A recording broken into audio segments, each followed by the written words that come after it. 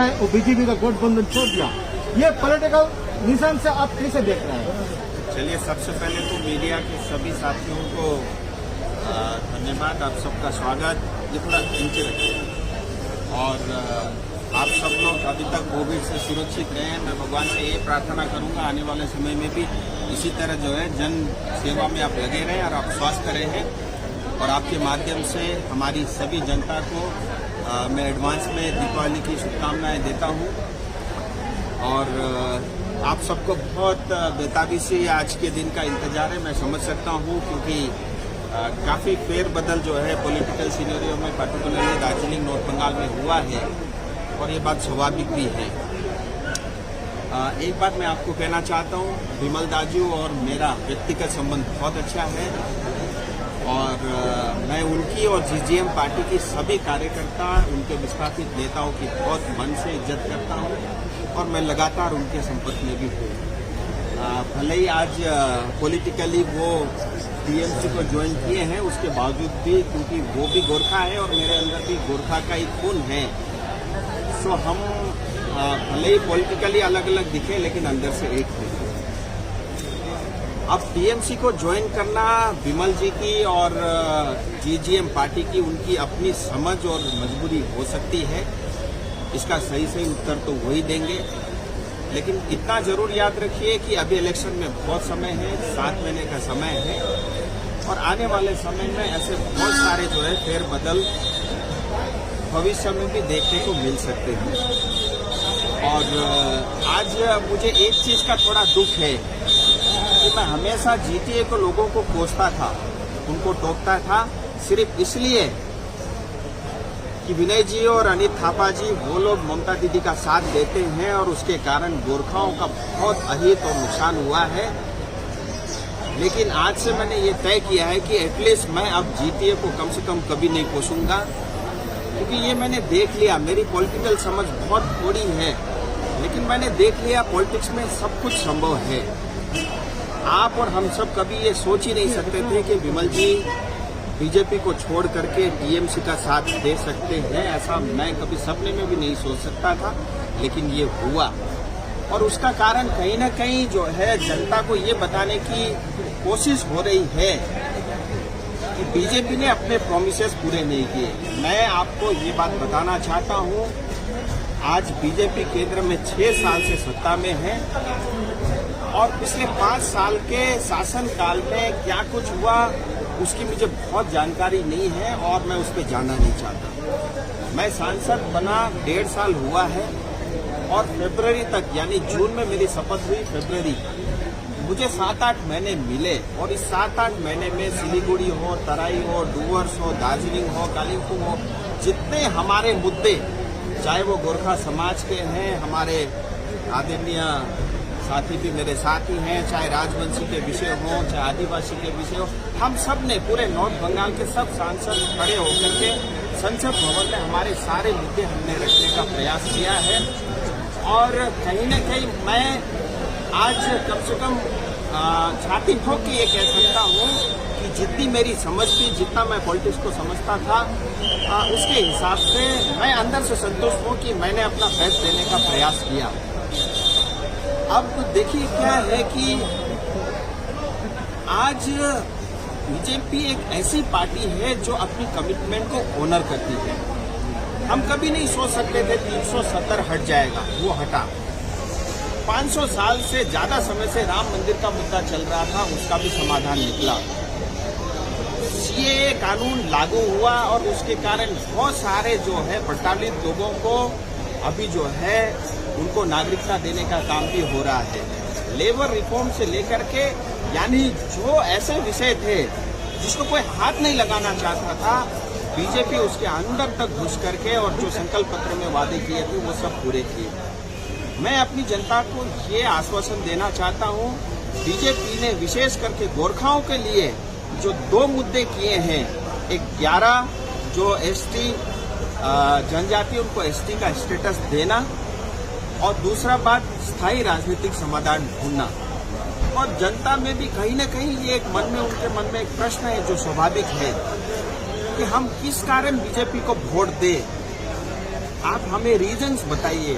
सो मैं आपके माध्यम से अपनी जनता को ये आश्वासन देना चाहता हूँ, ये कहना चाहता हूँ कि चुनाव से पहले मैं वो रीजन आपको ला करके दूंगा, वो कारण मैं आपको ला करके दूंगा, जिसके बदौलत आप जो है बहुत आसानी से बड़े गर्व के साथ जो है बीजेपी को वोट दे सकते हैं। आप जो बात गोरखा और बीजेपी हमारा एक नेचुरल अलायंस है, क्योंकि हम भी एकदम कट्टर देशभक्त होते हैं, जो वीर की तरह अपने देश के लिए अपना खून बहाते हैं और सरहद पे हम लोग जो है दुश्मन के साथ जो है हमेशा लड़ने के लिए तैयार रहते हैं।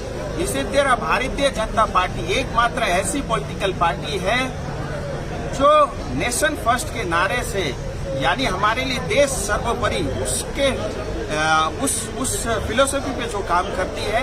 सो एक हमारा और बीजेपी का एक नेचुरल अलायंस है, वो रहेगा, क्योंकि हमारा जो अलायंस है दार्जिलिंग हिल्स, तराई और डूवर्स की जनता के साथ है, वो कायम है। आने दिन में भी आप देखेंगे कि वो हमारा अलायंस जो है इसी तरह से रहेगा।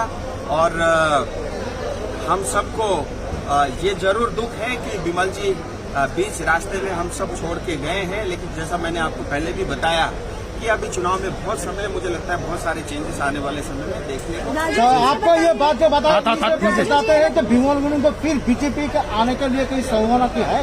आपके बीजेपी को दौड़जा की विमल गुरुंग के लिए अभी तक खुला रहेंगे? देखिए, मैं आपको एक चीज बताऊं, मैं ऐसा चाहता हूं, क्योंकि मैं खुद गोरखा हूं। मैंने देखा है 1.5 करोड़ हिंदुस्तानी गोरखाओं को जिस डिग्निटी के साथ जो इज्जत उनको मिलनी चाहिए थी, कहीं न कहीं वो नहीं मिलती। और भाजपा ने गोरखाओं की पहचान बढ़ाने का काम किया है। आज कल गृह मंत्री जी भी मतलब गोरखाओं को लेकर के उन्होंने भी अच्छी बात बोली। उन्होंने ये तक भी कहा, जब विमल जी के बारे में उनसे पूछा गया तो उन्होंने स्पष्ट कहा, विमल जी आज तक वो गोरखाओं के लिए लड़ते रहे और अभी भी वो गोरखाओं के लिए लड़ रहे हैं। मैं इस चीज को जो है अप्रिशिएट करूंगा, ये स्पष्ट गृह मंत्री जी ने कहा है। और देखिए, मैं चाहता हूं कि हम सब गोरखा भाई, चाहे किसी भी राजनीतिक पार्टी से हम लोग ताल्लुकात रखते हो, मैं चाहता हूं हम सब गोरखा एक हो और हमारे मुद्दे एक जैसे हैं।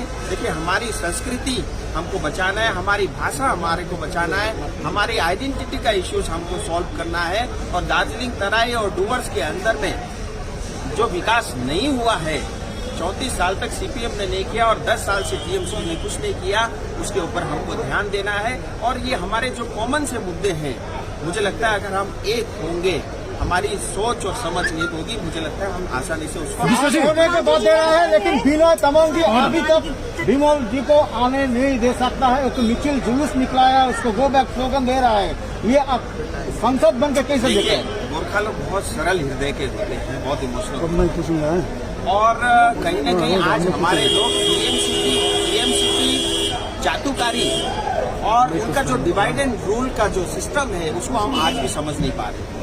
आप मुझे एक बात बताइए, आज विमल जी ने टीएमसी ज्वाइन किया और वो कलकत्ता में है, और टीएमसी की प्रशासन विनय तामांग जी को विमल जी के विरुद्ध में नारे लगाना और इस कोविड पेंडेमिक के समय में जुलूस निकालने की इजाजत दे रही है, और वो टीएमसी ही करवा रही है। मेरे पास वो सारी रिपोर्ट है, सारी खबरें हैं। सो ये डिवाइड एंड रूल का फॉर्मूला टीएमसी का आज का नहीं, बहुत पुराना है। 2013 में अलग अलग बोर्ड में बांट दिया गया, और आज भी पॉलिटिकल डिवाइड करके किसी तरह जो है मतलब वो फायदा उठाना चाहती है। मैं टीएमसी से कहता हूँ, अच्छी बात है, आपने विमल जी को शरण दिया है, और उसके कारण एक अच्छी बात होने वाली है, क्योंकि जो विस्थापित लोग, मैंने भी बहुत कोशिश की, क्योंकि लॉ एंड ऑर्डर स्टेट का सब्जेक्ट होने का कारण मैं उसमें सफल नहीं हुआ। मैं ये चीज मानता हूँ, स्वीकारता हूँ, और मैं टीएमसी से कहना चाहता हूँ, आपने जो वादे और आपने जो कुछ भी विमल जी को प्रॉमिस किया है, मैं चाहता हूं आप उसको जल्द से जल्द पूरा करो,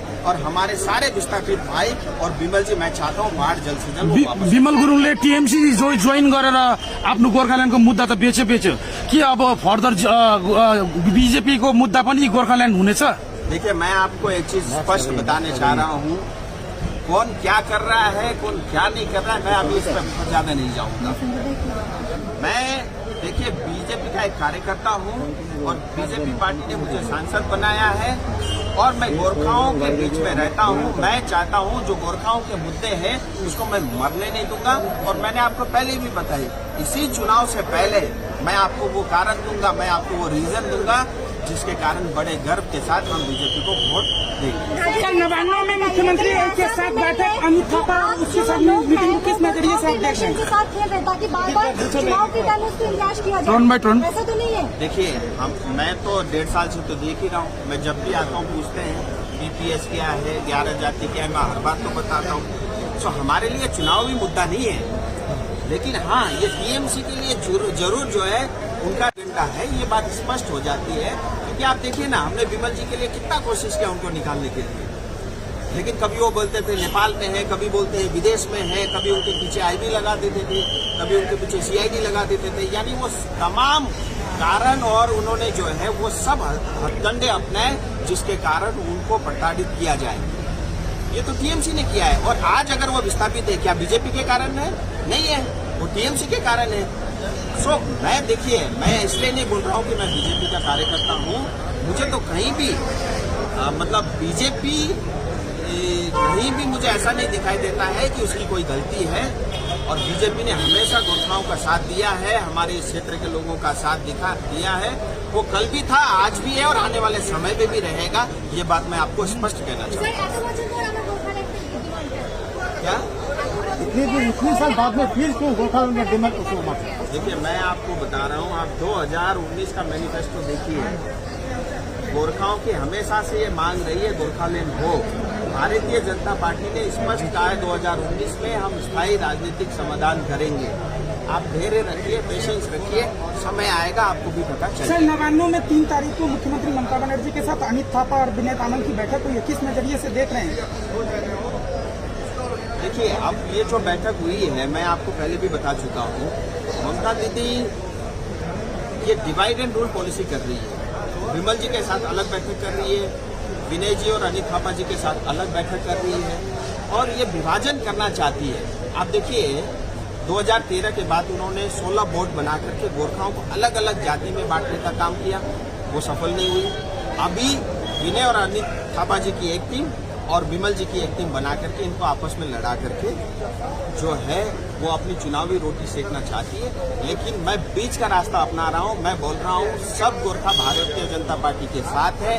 मैं उनका प्रतिनिधि कर रहा हूँ। उनके सांसद होने के नाते मैं गोरखाओं का सिर झुकने नहीं दूंगा और इनके जो हथकंडे हैं उसको सफल होने नहीं दूंगा। ये गीता महाजन में ये ट्राइबल जो लेडी थी उनको नौकरी दे दिया स्टेट गवर्नमेंट से।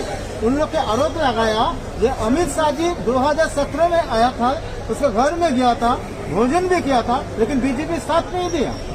दो बातें हैं, एक तो बीजेपी के नेताओं की सिलीगुड़ी में और दार्जिलिंग में, कुचबिहार में, जलपाईगुड़ी में डिमांड बढ़ गई है, क्योंकि ये पता चल गया है कोई भी भारतीय जनता पार्टी का शीर्ष नेतृत्व किसी के भी घर में जाएगा, टीएमसी अगले दिन जाकर के उसको नौकरी दे देगी। तो लोगों के फोन आ रहे हैं, हमको बुलाया जा रहा है, आप आ जाओ जिससे हमको नौकरी मिल जाए।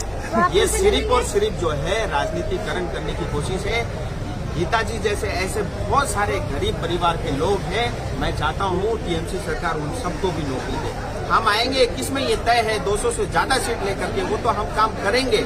लेकिन अगर वास्तव में गरीब जनता के साथ टीएमसी खड़े दिखना चाहती है तो मैं चाहता हूँ गीता जैसे बाकी परिवार को भी नौकरी मिलनी चाहिए।